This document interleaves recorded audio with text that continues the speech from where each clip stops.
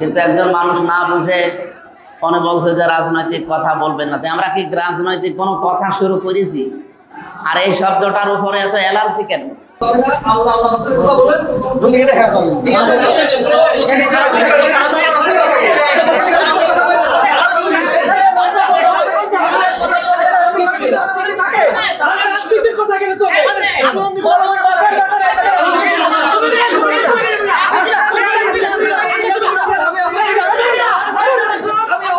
তাছাড়া আমার কোন পাগলা কোত্তায় আমারে কামড় দিয়েছে বলেন? যে কি সুন্দর জীবন যাপন চলছিল, কেন আমার এই রাস্তায় আসা লাগবে? আমার বাবার যা আছে, আমার নিজের যা আছে, কোনদিন আমার কিচ্ছু করা লাগতো না, আমার ব্যবসা দিয়ে আমি চলে যেতে পারতাম। কেন এইরকম একটা ঝামেলা আমার রাস্তায় আমার আসা লাগবে? কারণ 54 বছর আমি দেখতে পাচ্ছি এই রাস্তাকে খারাপ মানুষগুলো আরো খারাপ বানিয়ে ফেলেছে। এই রাস্তাগুলো ভালো করার জন্য ভালো মানুষ আসা লাগবে। জামাত ইসলাম যদি পাশ করে এমপি হয়, যেই টাকা নিয়ে এমপি হয়েছিল 5 বছর পর ওর একটা টাকাও বাড়বে না। যদি বাড়ে ওর খবর আছে। আপনি অন্য কোন দলের ঘোষণা দিতে বলেন তো সেই এমপি দাঁড়াবে না।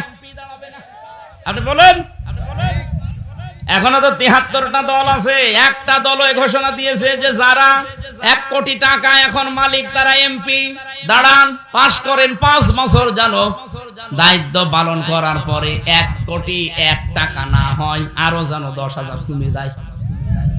এইরকম ঘোষণা দিতে বলেন। বাংলাদেশে অন্য কোন দলের লোক এমপিতেই দাঁড়াবে না। বলবো দরকার কি ঝামেলা? আপনি বলেন, আমি তো আপনাকে চ্যালেঞ্জ দিলাম, দেন কোন দলের লোক আছে দাঁড়াতে বলেন, আমি দেখবো।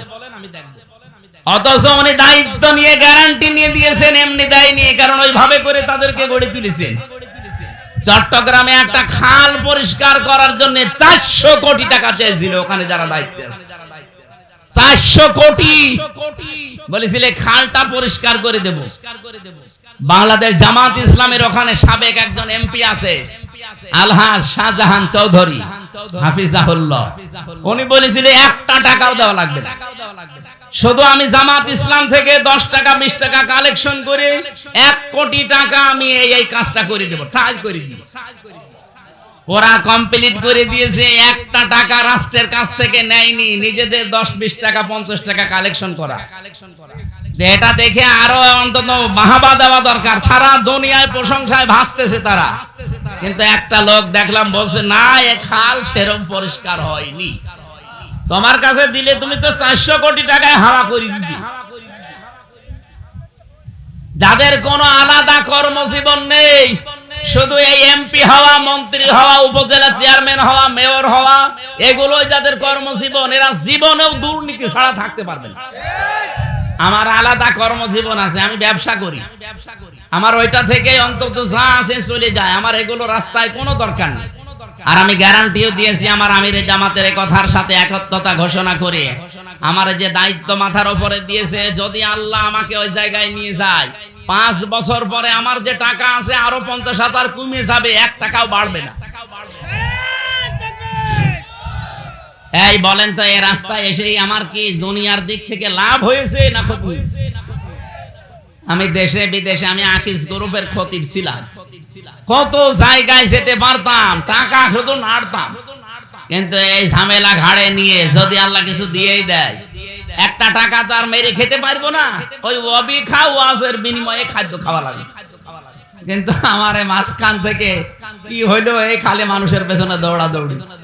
4.5 লাখ মানুষ আমার এই আসনের ভেতরে, কুষ্টিয়া সদরে এতগুলো মানুষের দায়িত্ব পালন করা কি চাই তাই ব্যাপার? আর আমরা কি দুনিয়াদার যে আমি ঘরে ঘুমিয়ে থাকলাম আর সব হয়ে গেল? এই ফজরের নামাজ পড়ে আরম্ভ করা লাগবে, রাত 10টা 12টা 1টা নেই, কোথায় কে কি করছে সব খোঁজ নেওয়া লাগবে, সে দলীয় হোক আর দলের বাইরে হোক। আমরা তো ভালো কাজ বলতে এইটা বুঝি। বাংলাদেশে আজ যদি সত্যিই ভালো কাজ আমরা এরকম কিছু বুঝতাম যে আমার দ্বারা অন্তত মানুষের উপকার হোক, ক্ষতি যেন না হয়, এই বাংলাদেশটা দাঁড়িয়ে যেত। আমি মালয়েশিয়া গিয়েছিলাম কয়েকদিন আগে, ওরা 2004 সালের পর থেকে অলরেডি দেশটা দাঁড় করিয়ে ফেলেছে 21 বছরের ভেতরে। আর আমরা 54 বছরও দাঁড়াতে পারি না, শুধু মারিং কাটিং আর দুর্নীতির কারণে। বিশ্বের যতগুলো দেশ এবছরে আমি ঘুরেছি, উন্নত দেশ, সবগুলো দাঁড়িয়ে গেছে, শুধু দুর্নীতি নেই আর খাদ্যে ভেজাল নেই। খাদ্যে ভেজাল না থাকলে শরীরে অসুখ বিসুখ কম হয়। মালয়েশিয়াতে, সিঙ্গাপুরে যে কয়দিন ছিলাম আমি, একদিন কাশিও দেইনি, কারণ কোনো ধুলাবালি নেই, কোনো জার নেই, সব জায়গায় পরিষ্কার পরিচ্ছন্ন, আর খাদ্যে কোনো ভেজাল নেই। আমি একটা লোককে এক কপে মাথা আলাদা করে দিতে দেখেছি। জিজ্ঞাসা করলাম, বলছে ও খাদ্যে ভেজাল দিয়েছিল, ধরা পড়ে গেছে, 3 দিনের ভেতরে বিচার শেষ। আমার মনে হয় বাংলাদেশে যদি এরকম 5টা বিচার করতাম, এই দেশে খাদ্যে ভেজাল দেওয়ার সাহস কোনো বাপের বেটা দেখাতে পারতো না। আর খাদ্যে ভেজাল না দিলে আমাদের শরীরের ভেতরে রোগ এরকম জন্মাতো না, আমাদের এত অসুখ বিসুখ হতো না, এত ঔষধও লাগতো না। এক কথা বলেন না কেন? 15টা দিনের ভেতরে আমরা একটা দিন কাশি হয়নি মালয়েশিয়া, সিঙ্গাপুরে। আর এই দেশে আসার পর এক দিন 50 বার করে কাশা লাগতেছে। যেখানে যায় সেখানেই ময়লা মাটি আর খাদ্যে ভেজাল তো আছে। আজকে যে বাড়িতে এসে বসেছিলাম, কাজী কি জানো, সিরাজুল ইসলাম, অনেক খাবারের পরে দুধ দিচ্ছিল। আমি মনে করছি দুধের ভেতর মনে হয় পানি মেশানো আছে, কারণ এই দেশে তো এরকম স্বভাব আছে না অনেকের। সম্মানিত ভাইরা, আমরা ভালো কাজ বুঝি না, ভালো কাজ আমরা কোরআন থেকে নিতে চাই। এই জন্য এই ঝামেলাপূর্ণ রাস্তায় আমাদের এখন আশা লাগতেছে। আর তাফসীর মাহফিল, ওয়াজ মাহফিল, এই সমস্ত জায়গাগুলোতে কোরআনের এই কথাগুলো বলা হয় না। শুধু মরার পরে কি হবে আর মরা মানে জন্মের আগে কি হবে এই কথা বলা হতো। এই 3.5 হাত বডি এই মাটির উপরে কিভাবে চলবে এই কথাগুলো আমরা বলতে পারতাম না, এই জন্য আমরা বুঝতামও না। কেউ যদি বলতো এটা রাজনীতি। এই যে চাঁপাইনবাবগঞ্জের 2 জন স্বামী আর স্ত্রী আছে, এনারা মুফাসসিরে কোরআন, ভারতের কামাল, মুজাদ্দিদে জামান। এরা এখন এই দেশের মানুষদেরকে বলছে বাংলাদেশ জামাত ইসলামী নাকি কোরআন নিয়ে, ধর্ম নিয়ে রাজনীতি করে। আরে বেটি, কোরআন নিয়ে ধর্ম নিয়ে রাজনীতি না করলে, রাজনীতি যদি অন্য কিছু নিয়ে করে, সে তো দুর্নীতি করবে। বলেন, যারা বাংলাদেশে কোরআন বাদ দিয়ে রাজনীতি করে দেখবেন তারাই দুর্নীতিবাজ। আর যারা কোরআন নিয়ে রাজনীতি করেছিল, মাওলানা মতিয়ার রহমান নিজামী রহমতুল্লাহ আলাইহি, মন্ত্রী ছিল, আপনি হিসাব করতে পারেন, চেয়ারম্যান না, মেম্বার না, মন্ত্রী। 5 বছর মন্ত্রী চালিয়ে 36 টাকা ফেরত দিয়েছে। পৃথিবীর ইতিহাসে এই প্রথম।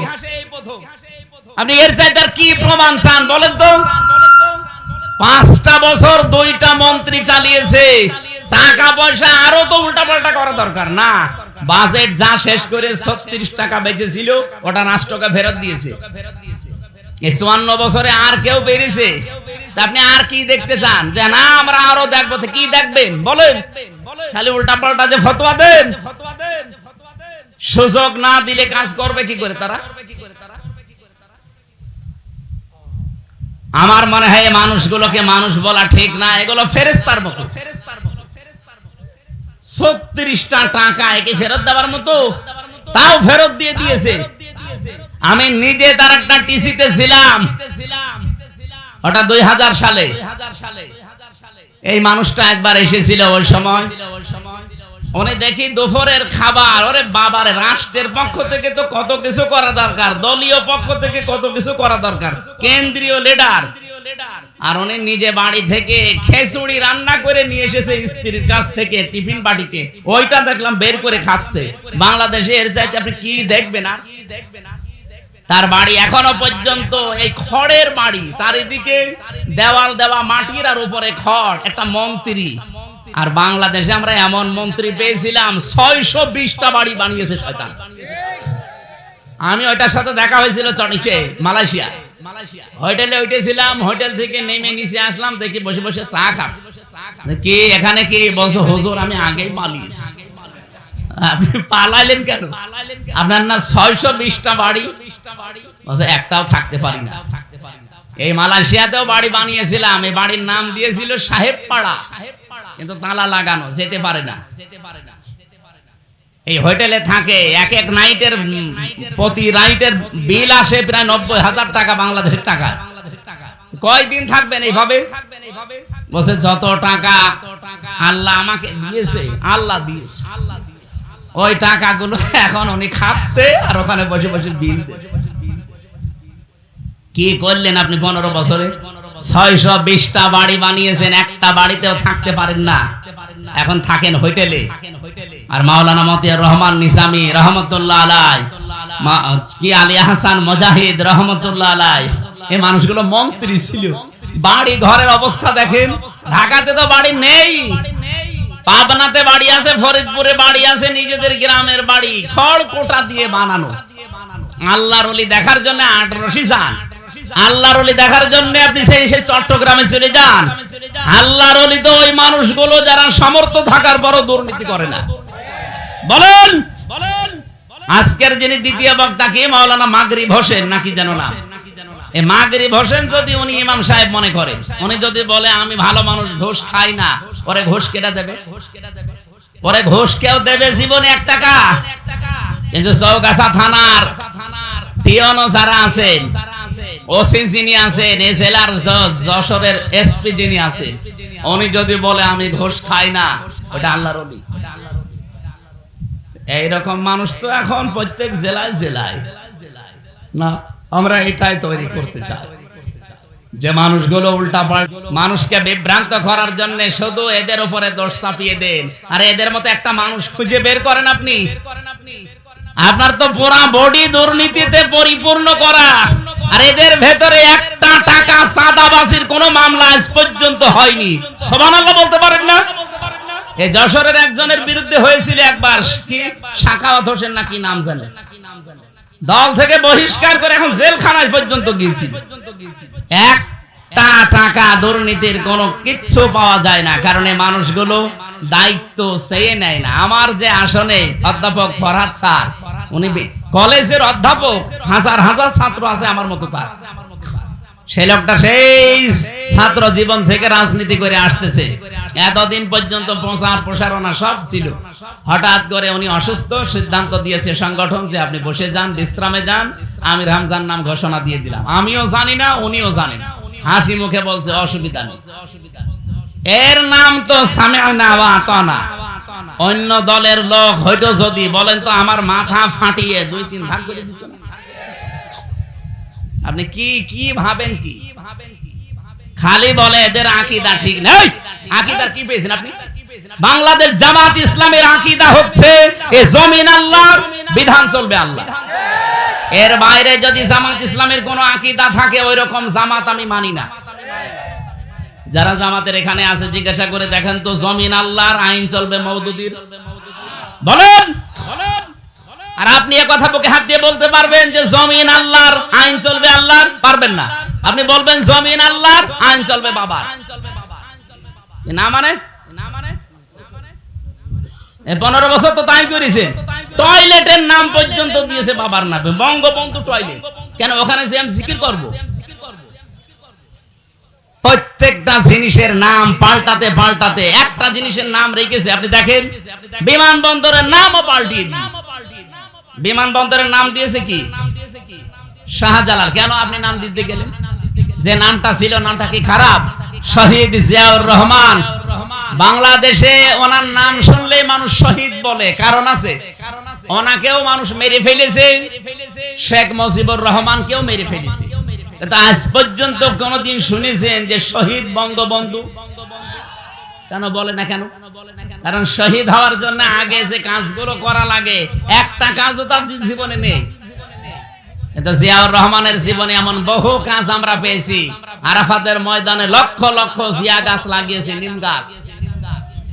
হাজার হাজার মানুষ ওখানে যে ওই আশ্রয় নেয়, ছায়া। আমি নিজেও ছিলাম। আমি কাবার ইমামকে দোয়া করতে দেখেছি। আরাফাতের ময়দানে মসজিদে নামিরাতে দোয়া করছে জিয়াউর রহমানের নাম ধরে। যে ছায়ার ব্যবস্থা শহীদ জিয়াউর রহমান বাংলাদেশ থেকে ব্যবস্থা করে দিয়েছে আল্লাহ, তাকে তুমি জান্নাতের ছায়া দিও। নিম গাছ, সাজারাত জিয়া বলে ওই দেশের মানুষ, জিয়া গাছ বলে। জিয়া মানে কি? এই ছায়া পাওয়ার জন্য, শহীদ হওয়ার জন্য যে সমস্ত কাজগুলো আগে করা লাগে এগুলো আপনার জীবনে নেই। আন্দাজে খালি নাম পাল্টিয়ে পাল্টিয়ে আমরা একটা মানুষকে উপরে তুলতে চাই। এমন নিচে আল্লাহ নামিয়েছে, আমার মনে হয় কিয়ামতের আগে আর ওঠা সম্ভব না। এখন কেউ পরিচয় দিয়ে এখানে এসে বুক ফুলিয়ে বলতে পারবেন যে আমি চৌগাছা ওই নিষিদ্ধ দলের সভাপতি? বলেন তো এসে দেখি। আমার মনে হয় এখানে জনগণের পিটি আপনার মেরে ফেলবে।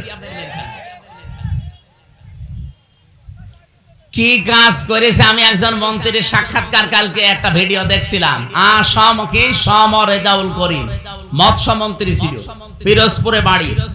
ওই লোকটা বলছে আমি বর্ডার দিয়ে রাত 12টা থেকে 4টা পর্যন্ত 4 ঘন্টা পানির নিচে পানার ভেতরে চুরি করে এই সাপের মতো ছিলাম।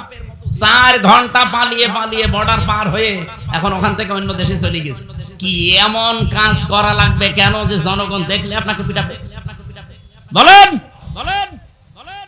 যে সমস্ত নামগুলো আজ 54 বছর আমি আমার তো দিতে পারবে না। আমাকে রাজাকার বললে শয়তানও বিশ্বাস করবে না, আমাকে আল বদর বললেও বিশ্বাস করবে না। হ্যাঁ, কি বলা যায় যে চেতনায় রাজাকার, এতটুকু আপনি না মামলা দিতে পারেন। এ মামলা তো মানে মানুষ বিশ্বাস করে না, এজন্য আমার নামের উপরে মামলা দিত আমি নাকি আনসারুল্লাহ বাংলা টিমের প্রধান। ও সাতাশে কি আমি আজ পর্যন্ত জানি না, অথচ এরকম একটা মিথ্যা মামলা নিয়ে 3 বছর জেল খেটে আসলাম। যারা জামা, আমি নাম ধরে বলছি এ কারণে এটা রেকর্ড হচ্ছে, সারা দুনিয়া যাচ্ছে, এই যে রেকর্ড হচ্ছে। বাংলাদেশ জামাত ইসলামীকে যারা রাজাকারের দল বলে সেই 1971 সালের এই কাজগুলো কাদাগুলো তাদের নামে ছিটিয়ে দেয়। এখন আন্তর্জাতিক ভিডিও আছে, এখন আজকে দেখলাম 2টা। এই ভিডিওর ভেতরে রাজাকার যে মানুষগুলোকে দেখলাম একটার মুখেও দাড়ি নেই, শুধু গোপ আছে। অথচ রাজাকার মনে করলে আমরা দাড়িওয়ালা, টুপিওয়ালা, পাঞ্জাবিওয়ালা মানুষ মনে করি। এখানে রাজাকার লেখা আছে নেম প্লেট দিয়ে, আর RAZAK আর রাজাকার, একটার মুখেও দাড়ি নেই, সবগুলো গোপলা আর টাই পরা। আপনি যুদ্ধ অপরাধী বলেন, যুদ্ধ করলে তো যুদ্ধ অপরাধী হবে তারা। যুদ্ধ করেছিল এই দেশে কেউ?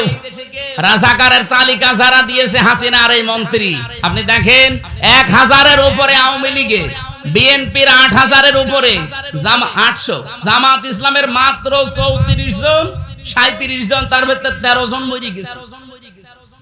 আপনি আন্দাজে কারে কি বলে মানুষকে, এখন তো মানুষ আর ওই সেই মানধাতা বলে নেই, এখন এত সচেতন, যা বলবেন ইন্টারনেট থেকে দেখে বের করে বলবে।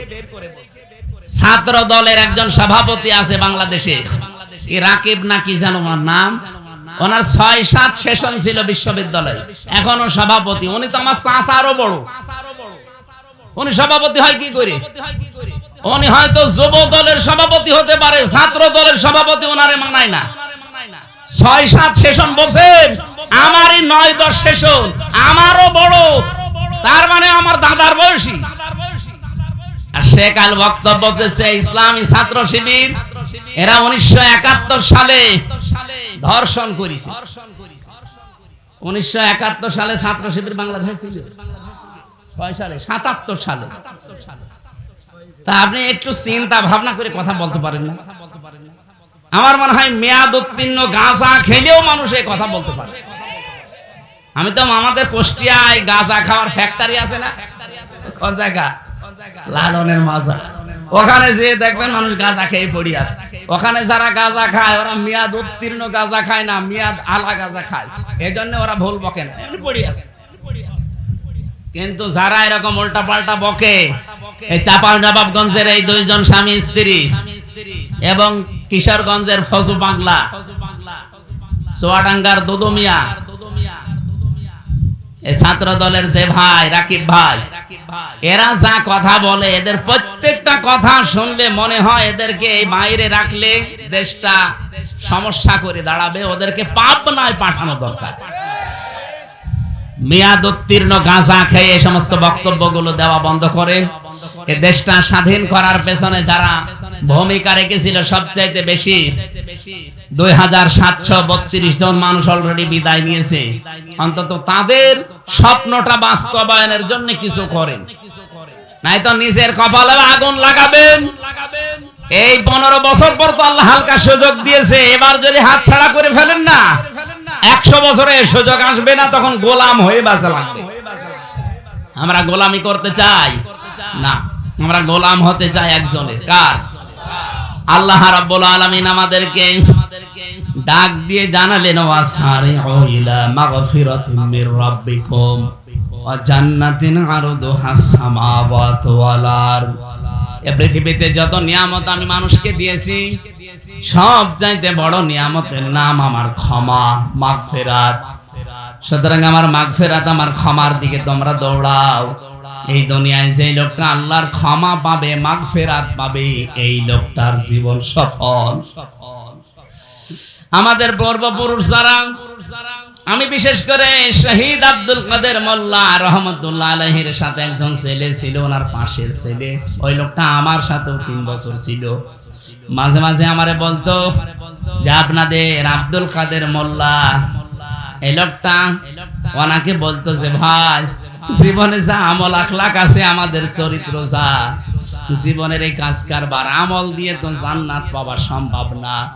তবে জান্নাত পাওয়ার একটা রাস্তা আমি জানি, সেটা শহীদ হওয়া। যদি শহীদ হতে পারি, তে জীবনে হয়তো আল্লাহ জান্নাত দিতে পারে। আল্লাহ তাদেরকে এমনিতে মরণ না দিয়ে, শাহাদাতের মরণ দিয়ে ধন্য করে ক্ষমা করে দিয়েছেন। কারণ শহীদ যারা হয়, এদের প্রথম পুরস্কার আল্লাহ তাদের আগেই ক্ষমা করে দেয়। সুবহানাল্লাহ বলতে পারেন? পরিবেশ যদি সামনে আসে, এদেশে যদি দিন কায়েমের জন্য যদি ময়দানে রক্ত দেওয়া লাগে, জীবন দেওয়া লাগে, শহীদ হওয়া লাগে, এই যশোরের মানুষ রাজি আছেন কিনা?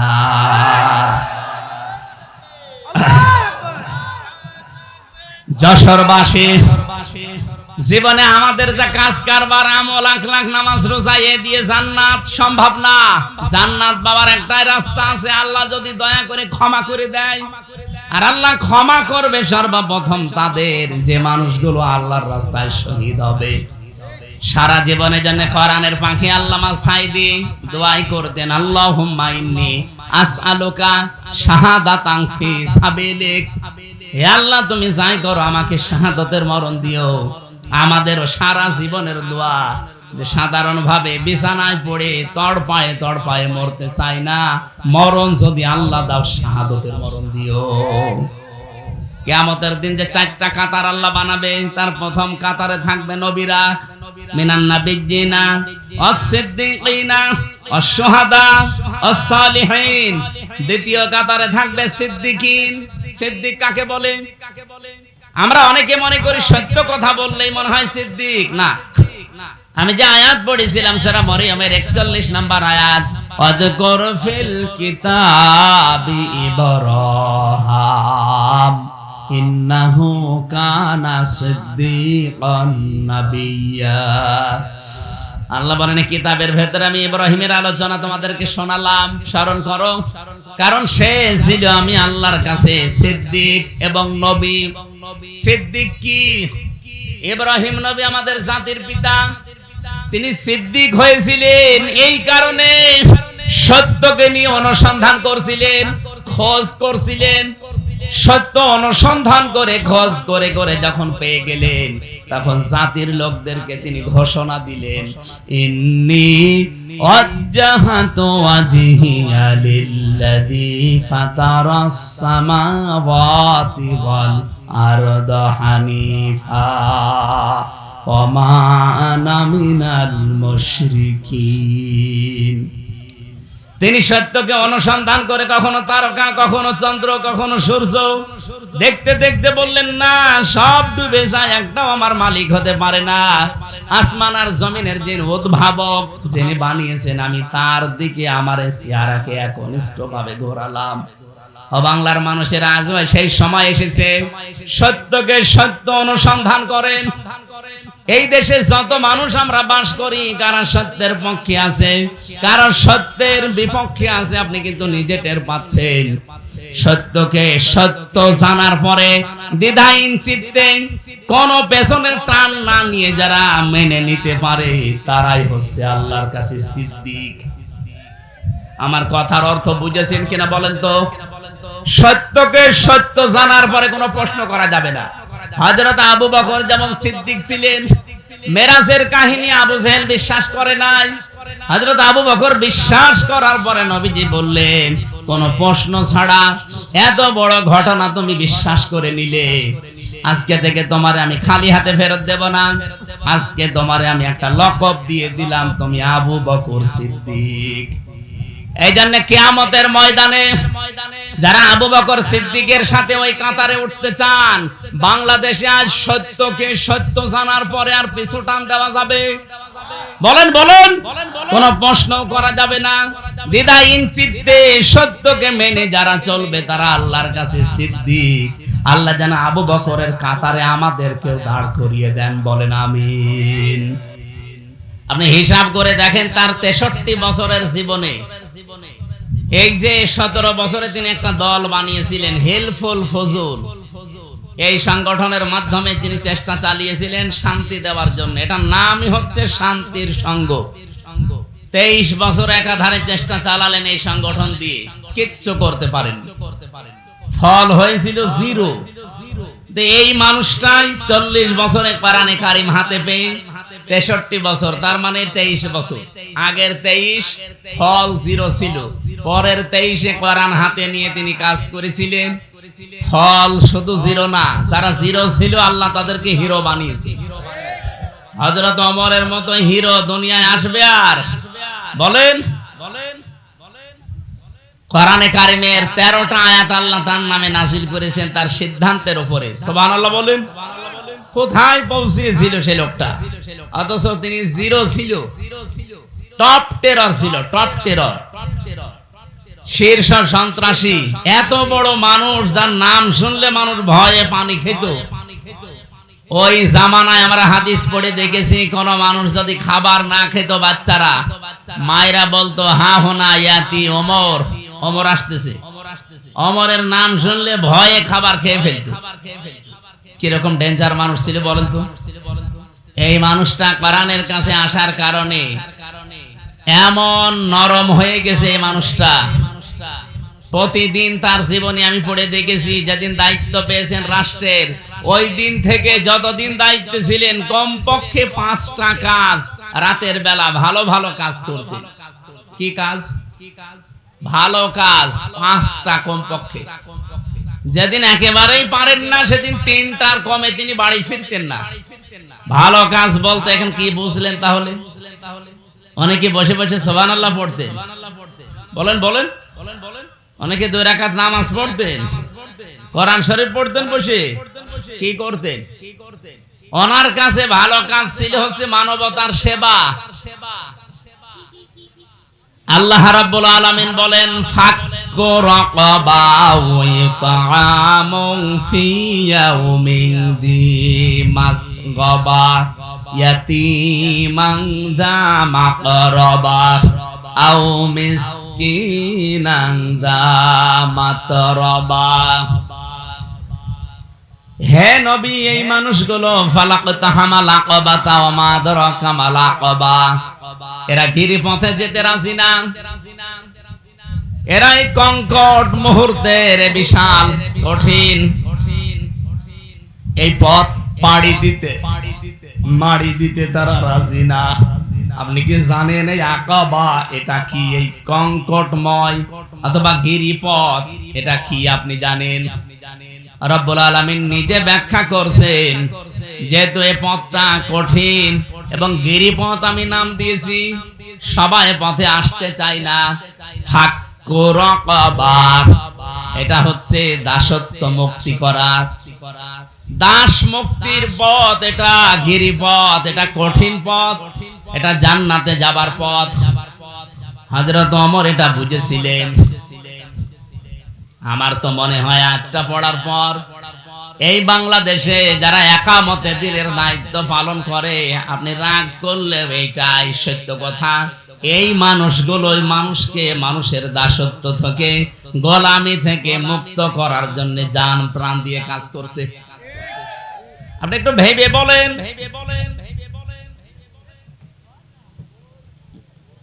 যে আসতেছে বসিয়ে দিন। এই জন্য আমাদের মানব জীবনে আমরা যদি জান্নাতি সত্যি হতে চাই আর ভালো কাজ যদি আমরা অনুসন্ধান করি, তাহলে দাসত্ব মুক্ত করার জন্য মানুষের জীবনকে মানুষ যেন মানুষের গোলামি না করে, মানুষ যেন আল্লাহর গোলাম হয়ে বিদায় নিতে পারে, এই সংক্রান্ত কাজ কারবারে হাত দেওয়া লাগবে। এখানে আল্লাহ কয়েকটা কাজের কথাও দিয়েছেন। আও ইতাআমুন ফি ইয়াউমিন যী মাসগাবা, এই পৃথিবীতে যে মানুষগুলো ইতিম, মিসকিন, অসহায়, যারা অভাবী, নিঃস্ব, এই মানুষগুলোর কাছে যারা খাবারের ব্যবস্থা করে, ইতিমান দা মাকরাবা, নিকট আত্মীয়র ভেতরে যারা ইতিম আছে, অসহায় আছে, এই মানুষগুলোর পাশে যারা গিয়ে দাঁড়ায়। আপনি বলেন তো, কোরআনে বর্ণিত এই কর্মসূচিগুলো বাংলাদেশে এখন ৭৩টা দল আছে। এদিকে তাকান, কিভাবে শুনতেছেন আপনি? এদিকে তাকান। এই যে ৭৩টা দল কাজ করছে এই দেশে, সবাই মানুষের জন্যই কাজ করে। কোরআনে বর্ণিত এই 5টা কাজ আল্লাহ এখানে দিয়েছেন। যারা সফল হতে চায়, যারা সৌভাগ্যশালী, তারা মানুষকে মানুষের দাসত্ব থেকে, গোলামি থেকে মুক্ত করার জন্য তারা কাজ করবে। বলেন ৭৩টা দলের ভেতরে কারা এই কাজ করছে? আপনি নিজেই করেন। আমি আপনাকে জিজ্ঞাসা করব না, আপনার বিবেকে যা মনে হয় তাই আপনি বলেন। 2 নম্বরে, অসহায় নিঃস্ব মানুষের কাছে যারা ছুটে যায়, তাদের খাবারের ব্যবস্থা করে। এই 54 বছর বাদ দিলাম, আপনি আগস্টের 5 তারিখের পর থেকে এই জুন মাসের 10 তারিখ, এই 10 মাস 5 দিনের হিসাব আপনি বলেন তো, বাস্তবতায় কারা এই দেশে এই 10 মাস 5 দিনের ভেতরে মানুষের কাছে খাবার নিয়ে দৌড়িয়েছে? বলেন। যারা দৌড়াবে কোরআনের সাথে তাদের মিল আছে। এই ৭৩টা দলের যারা এই কাজ করবে, মনে করবেন কোরআন দেখে দেখে তারা চলছে। 3 নম্বরে, ইয়াতীমান দা মাকরাবা, করিব থেকে এসেছে এটা। নিকট আত্মীয়র ভেতরে যদি ইয়াতীম থাকে, অসহায় থাকে, এই মানুষগুলো সেখানে ছুটে যায়, তাদের খবর রাখে। আমি আয়াতটা পড়ার পরে মিলিয়েছি, দল মত নির্বিশেষে এখানে আমরা যারা আছি সবাই আমরা চাই আমাদের নিকট আত্মীয়দের সাথে আমাদের সম্পর্ক ভালো থাক, তাদের খোঁজ খবর রাখি, তাদের হক আদায় করি, না চাই না? বলেন বলেন। এটা 100 জনের 98 জন আজ পারি না। যাদের কারণে পারি না, আপনি মন থেকে বলেন তো। আমরা সবাই চাই আমার নিজের বোনের সাথে, আমার ভাইয়ের সাথে, আমার চাচার সাথে, আমার ফুফুর সাথে যে রক্তের সম্পর্ক, এগুলো এদের হক আমি আদায় করি, এদের পাশে গিয়ে দাঁড়ায় যদি এরা অসহায় হয়, এতিম মিসকিন হয়। কিন্তু আমি পারি না এই দায়িত্বটা পালন করতে 100 ভাগ আমার বউর কারণে। এরকম বউ দেশে নেই? এরকম ছোট মনের বউ আছে? কার হাত তোলেন তো। না, আমি হাসির জন্য বলি না, এরকম বউ নেই দেশে? আছে মানে ওই যে মহিলা প্যান্ডেলে বসে আছে সব, একজন হাত তুলেছে। তো সম্মানিতা মা বোনেরা, না শুধু নামাজ পড়া, রোজা রাখা আর কালো বোরকা পরা ইবাদত না। আপনার স্বামী যাদের হক আদায় করার নির্দেশ পেয়েছে আল্লাহর পক্ষ থেকে, যাদের সাথে রক্তের সম্পর্ক আছে, আপনি বারবার তাকে তাকিদ দেবেন, স্বামী তুমি আর যাই করো অন্তত রক্তের সম্পর্কগুলো ঠিক রাখো। নবীজি বলেন, কোন স্ত্রী যদি চায় যে আমার স্বামী আরো বেশি দিন বেঁচে থাক, আমার স্বামীর সম্মান, আমার স্বামীর সম্পদ, মর্যাদা আরো বেড়ে যাক, সে যেন মাঝে মাঝে স্বামীকে বারবার আদেশ দেয়, স্বামী যাই করো অন্তত রক্তের সম্পর্ক এগুলো ঠিক রাখো, এদের হক আদায় করে চলো যতটুকু পারো। কিন্তু আমরা দেখি না 100 ভাগের 98টা পরিবারে এটা আমরা পারছি না। যশোরের অবস্থা আমি জানি না, এই কথা বলছেন না কেন? যেহেতু যাদের জন্য পারি না তারা বসে আছে সামনে। সম্মানিতা মা বোনেরা, হাতে পায়ে ধরার যদি সুযোগ থাকতো আপনার হাতে পায়ে ধরতাম। আপনি জান্নাতে জীবনেও যেতে পারবেন না, কারণ আপনার এই সমস্ত আচরণের কারণে আজ অনেক স্বামী নিজে হক আদায় করতে পারছে না, মনে মনে তারা মানসিক রোগী হয়ে যাচ্ছে। একজন বলছে মারহাবা, তার মানে ও ঝামেলায় আছে।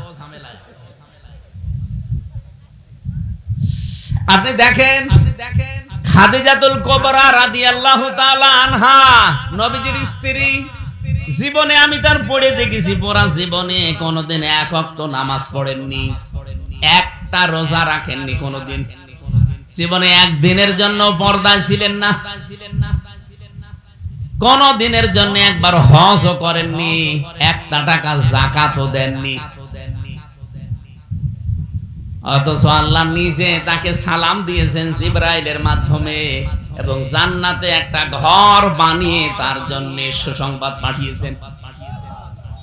আপনি বলেন তো কি এ মহিলা কি করেছে? জীবনে নামাজ পড়ে না, এক ওয়াক্ত রোজা রাখে না, একটা জীবনে কোনোদিন হজ করে না, যাকাত দেয়নি, একদিনের জন্য পর্দায় থাকেনি। এরপরও আল্লাহ নিজে তাকে সালাম দিল আর জান্নাতে ঘর বানিয়ে আল্লাহ তার জন্য পাঠিয়ে দিল। ওরা জীবনী পড়ে আমি এইটাই পেয়েছি, কারণ এই বিধানগুলো নাজিল হয়েছিল সব তার ইন্তেকালের পরে, এই জন্য তিনি মানতে পারেননি। আল্লাহ তাকে সালাম দেওয়ার, জান্নাত ঘর বানিয়ে তার জন্য পাঠানো, একটা কাজ তিনি জীবনে করেছিলেন। যতদিন নবীজির সংসারে ছিলেন কোনদিন স্বামীর মনে তিনি দুঃখ দেননি। এখানে আমি সহ যারা স্বামী বসে আছে, এই এদিকে তাকান, যত স্বামী আমার দোলা ভাই সহ বলছি, যত স্বামী আমরা বসে আছি, আল্লাহর দিকে তাকিয়ে বলতে পারবেন জীবনে একদিনের জন্য আমার বউ আমাকে কষ্ট দেয়নি? হাত তোলেন তো দেখি, হাত তোলেন তো দেখি। মুরব্বী, আপনার বউ আছে? আপনি তো বউ পাননি, আপনি ফেরেশতা পেয়েছে। বলেন তো এই স্টেজে কত মানুষ বসে আছে, একটা লোক হাত তুলতে পারেনি? আমিও পারলাম না, মিথ্যা কথা বলবো কেন? সম্মানিতা মা বোনেরা, কথায় কথায় তাকিয়ে আছেন, বলেন একটা স্বামী খালি একটা বুড়ো মুরব্বী হাত তুলিস, বউ বেশি আছে না মরে গেছে আমি জানি না, একটা লোক আমরা হাত তুলতে পারলাম না যে জীবনে আমরা কোনোদিন স্ত্রীর কাছে দুঃখ পাইনি, এরকম কেউ নেই।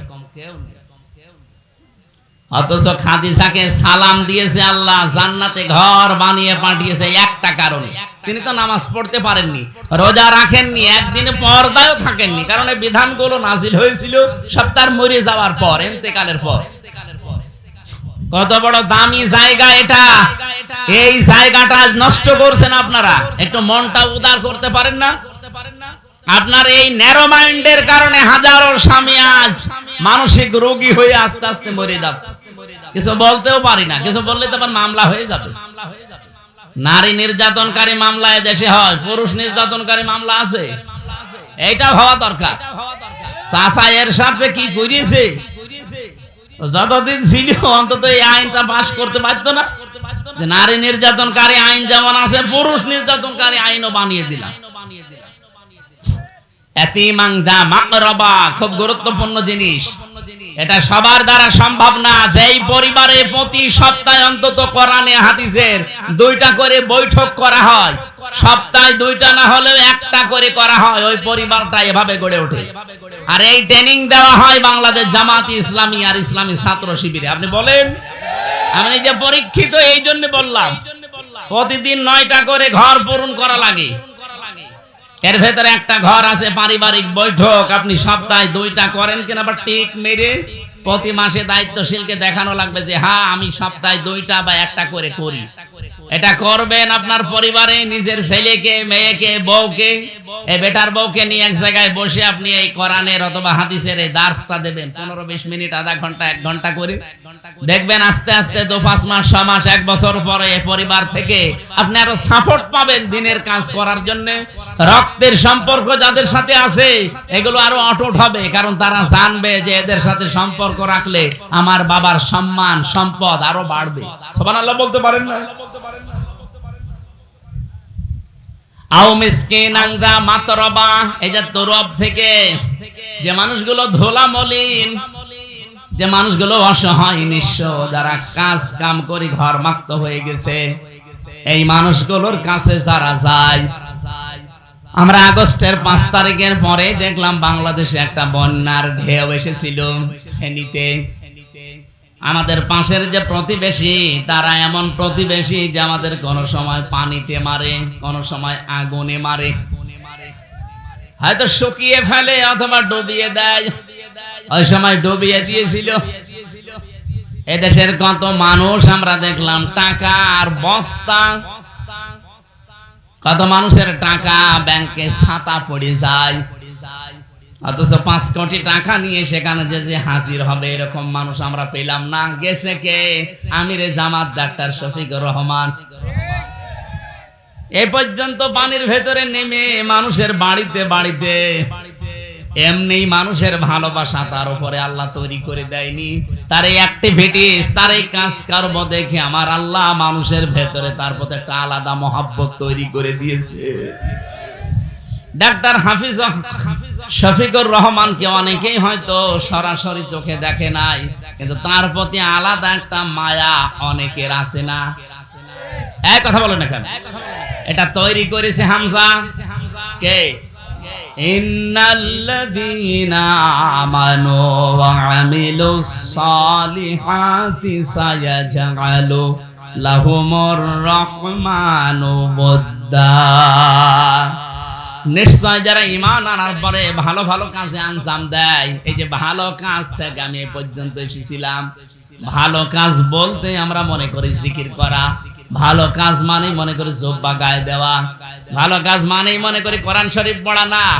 ভালো কাজ মানে আমার দ্বারা মানুষের উপকার হয় কিনা, এটা আসল ভালো কাজ।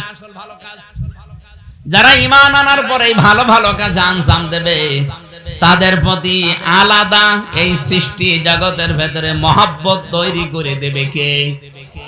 আরো জোরে বলেন কে? কত মানুষ এই আলোচনা এ পর্যন্ত আসতে পারে না, এই জন্য তারা মানুষের সৃষ্টি জগতের ভালোবাসা মহব্বত পায় না। কিন্তু যারা সত্যি ঈমানের সাথে এই আমলগুলো করছে, আমি হযরত ওমরের কথা বলছিলাম এ কারণে, যেমন কোন দিন নেই তিনি ভালো কাজ 3টা 5টা না করে ঘুমাতেন। তার জীবনের ভালো কাজ বলতে ছিল মানবতার সেবা করা, কি করে মানুষের উপকার করা যায়। হলেন রাস্তার পাশ দিয়ে যাবার সময় দেখলেন মরুভূমিতে একটা বাড়ি, টিম টিম করে ভেতরে আলো জ্বলছে। একটা লোক বের হয়ে আসে, আবার প্রবেশ করে, আবার বের হয়, আবার ঢোকে। যে হাত চেপে ধরলেন, এই এখানে কি?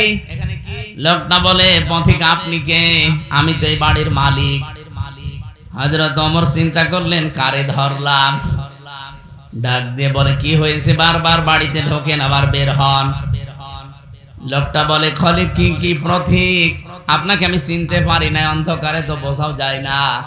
আমি বারবার বের হই ঢুকি, এ কারণে আমি সবচাইতে বড় একটা বিপদে আছি। আমার স্ত্রীর সন্তান সম্ভবা, এখনই তার বাচ্চা হবে, কিন্তু এ বিষয়ে আমি একেবারে অনভিজ্ঞ, কিচ্ছু জানি না। স্ত্রী ভেতরে কান্নাকাটি করছে, কি করি ভেবে না পেয়ে বারবার বের হয়ে আবার প্রবেশ করি। হযরত ওমর বললেন, ভাই দাঁড়ান, আমি দেখি কিছু করতে পারি কিনা। বাড়িতে গেলেন, স্ত্রীকে ডাক দিয়ে বলে, আব্দুল্লাহর মা, আল্লাহ পাক জান্নাত বিক্রি করছে, যদি কিনতে চাও তাড়াতাড়ি আমার পেছনে দৌড়াও। আসার সময় কিছু তেল, কাপড় চোপড় এগুলো সাথে করে নাও, কাজে লাগবে। স্ত্রী ডাক দিয়ে বলে, স্বামী আমার, জান্নাত বিক্রি হচ্ছে, আপনার পেছনে যেতে বললেন, আমি তো রেডি আছি। তেল নিয়ে কি করব? কাপড় চোপড় এগুলো কি হবে? জান্নাত কি এর বিনিময়ে বিক্রি হবে? বলে নাও, কাজে লাগবে। নিয়ে তিনি ঢুকিয়ে দিলেন নিজের স্ত্রীকে বাড়ির ভেতরে। বাইরে লোকটার সাথে দাঁড়িয়ে আছেন। ভেতর থেকে আওয়াজ এলো, খলিফাতুল মুসলিমিন, আপনার বন্ধুকে খবর দেন, তার একটা পুত্র সন্তান হয়েছে। ছেলেটাও ভালো আছে, মাও ভালো আছে। হযরত ওমর শোনার পরে বললেন, আলহামদুলিল্লাহ। কিন্তু যার ছেলে এই লোকটা বলছে ইন্না লিল্লাহ। হযরত ওমর বলে কি আপনি তো খুশি হওয়ার কথা, কেন ইন্না লিল্লাহ পড়েন? লোকটা বলে পথিক আমি এবার বুঝেছি, আপনি এতক্ষণ পর্যন্ত চেহারা আমি চিনতে পারিনি, অন্ধকারে আপনাকে জানতেও পারি নাই আপনার পরিচয়। আপনি খলিফা, তার মানে ওমর। আপনি আমারে মাফ করে দেন। পকেট থেকে কয়েকটা টাকা বের করে দিরহাম দিয়ে বললেন এইগুলো ওই যে মেয়ে লোকটাকে নিয়ে আসলেন রাতের বেলা, ওই নার্সকে, ওই সেবিকাকে দিয়ে দেবেন। হযরত ওমর বলেন দেখেন রাতের বেলা যে মেয়ে লোকটা নিয়ে এসে আপনার স্ত্রীর খেদমতের জন্য লাগিয়েছি, ওটা পেশাদার কোনো নার্স না, ওটা সেবিকা না, ওটা ধাত্রী না, ওটা আমার নিজের স্ত্রী। এই মহিলা এভাবে টাকা নেয় না। বাংলাদেশে একজন মেম্বারও পাবেন এরকম। বলেন তারা ভালো কাজ এইটা বুঝেছিল, প্রতি রাতে যে তিনি 5টা 3টা করে ভালো কাজ করতেন, এইটা একটা। এরকম ভালো কাজ প্রতিদিন 3টা 5টা করে তারপরে ঘুমাতেন। আমি যতটুকু হাদিস থেকে যেটা শিক্ষা নিতে চাই, বাংলাদেশে 1628 জন মানুষ দায়িত্ব পালন করছে, আরো সামনে যারা দায়িত্বে আসবে 300 এমপি হবে, মহিলা আরো 50 জন, 350। প্রত্যেকটা জেলার ডিসি, এসপি, এসপি সহ টিএনও, ওসি, আপনি সচিব যতগুলো আছে আমি হিসাব করেছিলাম একবার 1628 জন হয়। এই মানুষগুলো যেদিন হযরত ওমরের মতো এই অনুভূতি নিয়ে দায়িত্ব পালন করবে, বাংলাদেশ একটা মিনি জান্নাত হয়ে যাবে। আর ওই দৃশ্যটা দেখার জন্য আমরা আছি, এটার জন্যই সত্যি কথা বলছি চেষ্টা করা। তাছাড়া আমার কোন পাগলা কুত্তায় আমারে কামড় দিয়েছে বলেন, যে কি সুন্দর জীবন যাপন চলছিল, কেন আমার এই রাস্তায় আসা লাগবে? আমার বাবার যা আছে, আমার নিজের যা আছে, কোনদিন আমার কিচ্ছু করা লাগতো না, আমার ব্যবসা দিয়ে আমি চলে যেতে পারতাম। কেন এইরকম একটা ঝামেলা আমার রাস্তায় আমার আসা লাগবে? কারণ 54 বছর আমি দেখতে পাচ্ছি এই রাস্তাকে খারাপ মানুষগুলো আরো খারাপ বানিয়ে ফেলেছে। এই রাস্তাগুলো ভালো করার জন্য ভালো মানুষ আসা লাগবে।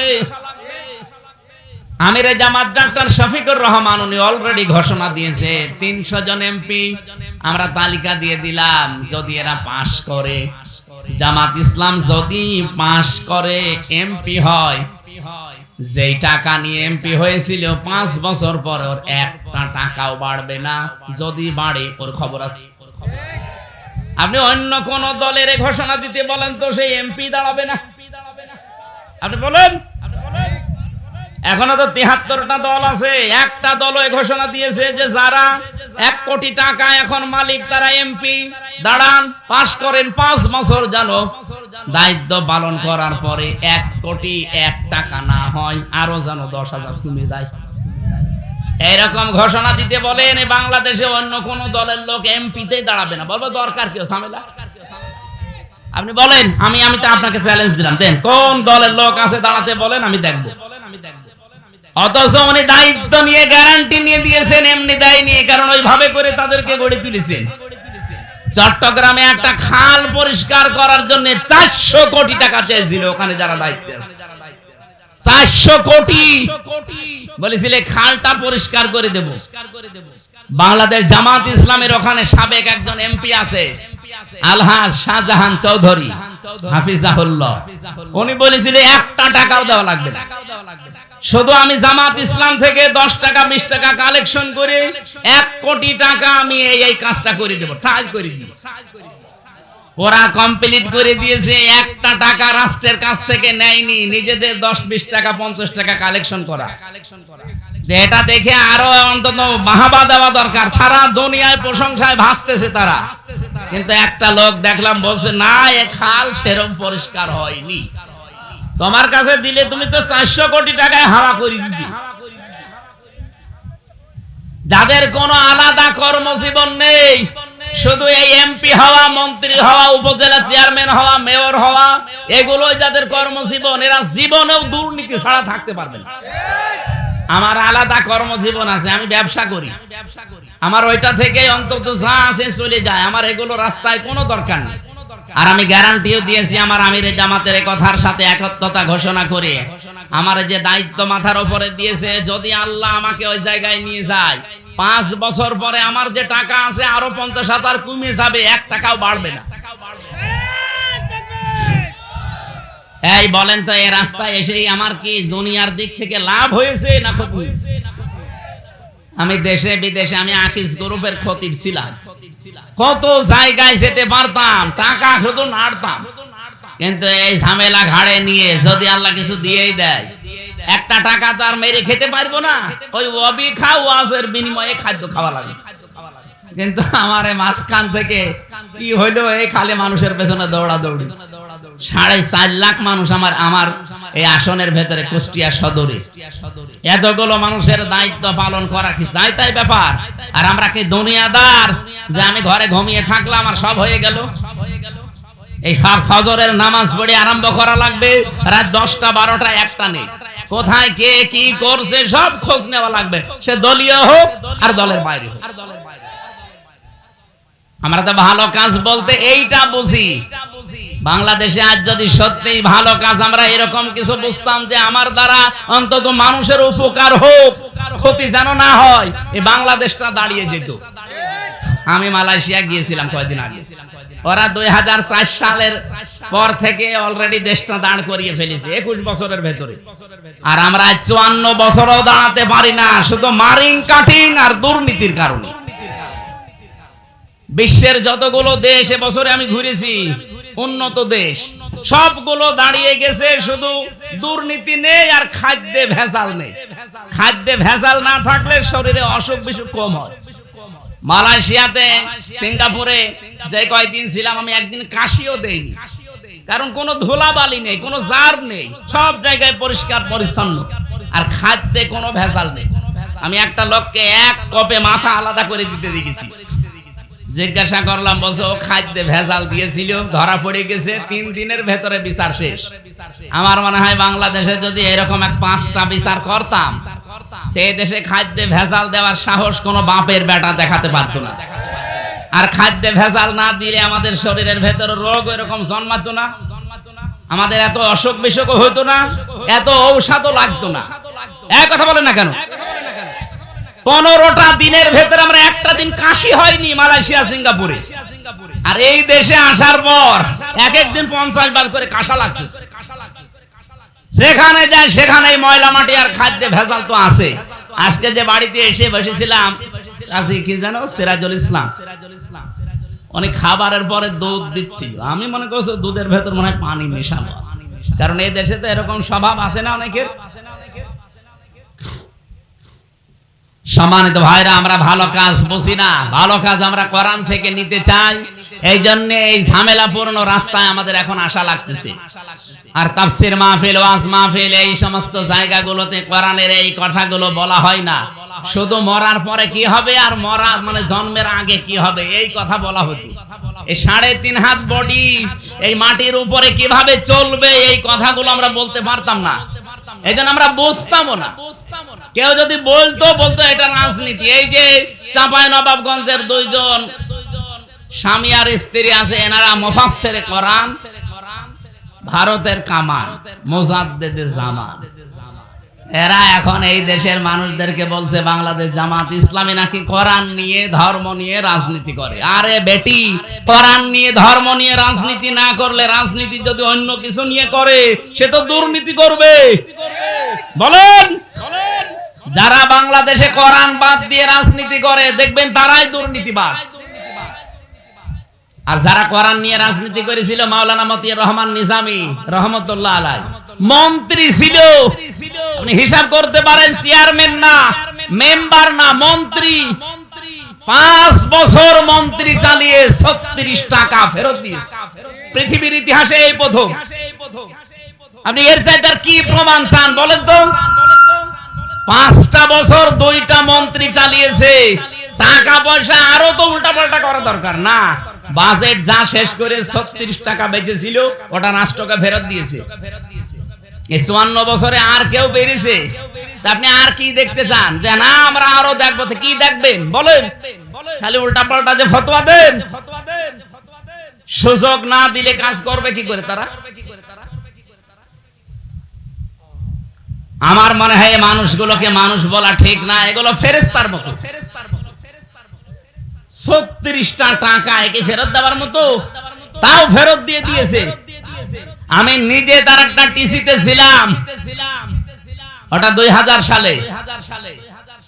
এই মানুষটা একবার এসেছিল ওই সময়, উনি দেখি দুপুরের খাবার, ওরে বাবারে, রাষ্ট্রের পক্ষ থেকে তো কত কিছু করা দরকার, দলীয় পক্ষ থেকে কত কিছু করা দরকার, কেন্দ্রীয় লিডার, আর উনি নিজে বাড়ি থেকে খিচুড়ি রান্না করে নিয়ে এসেছে স্ত্রীর কাছ থেকে টিফিন বাটিতে, ওইটা দেখলাম বের করে খাচ্ছে। বাংলাদেশে এর চাইতে আপনি কি দেখবেন? আর তার বাড়ি এখনো পর্যন্ত এই খড়ের বাড়ি, চারিদিকে দেওয়াল দেওয়া মাটির, আর উপরে খড়, একটা মন্ত্রী। আর বাংলাদেশে আমরা এমন মন্ত্রী পেয়েছিলাম 620টা বাড়ি বানিয়েছে শয়তান। আমি ওইটার সাথে দেখা হয়েছিল চটিকে, মালয়েশিয়া হোটেলে উঠেছিলাম, হোটেল থেকে নেমে নিচে আসলাম, দেখি বসে বসে চা খাচ্ছে। কি এখানে কি বলছো? হুজুর আমি আগেই পালিয়েছি। আপনি পালাইলেন কেন? আপনার না 620টা বাড়ি, বলছে একটাও থাকতে পারি না। এই মালয়েশিয়াতেও বাড়ি বানিয়েছিলাম, এই বাড়ির নাম দিয়েছিল সাহেব পাড়া, কিন্তু তালা লাগানো, যেতে পারে না। এই হোটেলে থাকে, এক এক নাইটের প্রতি নাইটের বিল আসে প্রায় 90,000 টাকা বাংলাদেশের টাকা। কয়দিন থাকবেন এইভাবে? বলছে যত টাকা আল্লাহ আমাকে দিয়েছে, আল্লাহ দিয়েছে, ওই টাকাগুলো এখন উনি খাচ্ছে আর ওখানে বসে বসে বিল দিচ্ছে। কি করলেন আপনি 15 বছরে? 620টা বাড়ি বানিয়েছেন, একটা বাড়িতেও থাকতে পারেন না, এখন থাকেন হোটেলে। আর মাওলানা মতিয়ার রহমান নিজামী রহমতুল্লাহ আলাই, কি আলী হাসান মুজাহিদ রহমতুল্লাহ আলাই, এই মানুষগুলো মন্ত্রী ছিল। বাড়ি ঘরের অবস্থা দেখেন।